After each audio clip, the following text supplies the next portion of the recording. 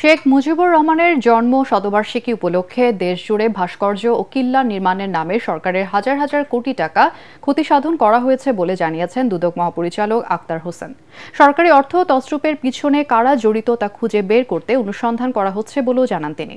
রাজধানীর সেগুনবাগিচায় দুর্নীতি দমন কমিশন কার্যালয়ে সংবাদ সম্মেলনে এই তথ্য জানান তিনি।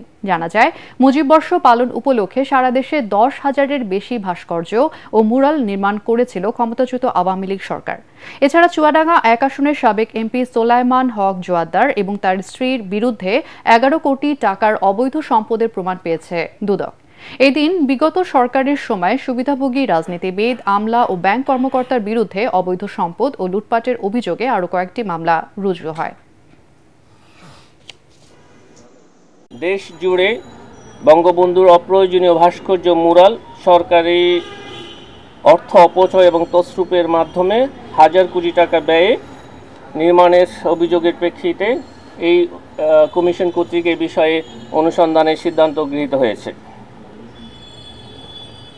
দেশ জুড়ে মুজিব কিল্লা নির্মাণ, সংস্কার উন্নয়ন প্রকল্প পরিচালক, সংশ্লিষ্ট ঠিকাদার অন্যান্যের বিরুদ্ধে হাজার হাজার কোটি টাকা তছরূপ, অতিরিক্ত বিল দেয়া সহ বিভিন্ন অনিয়মের বিষয়ে অনুসন্ধানের সিদ্ধান্ত গৃহীত হয়েছে।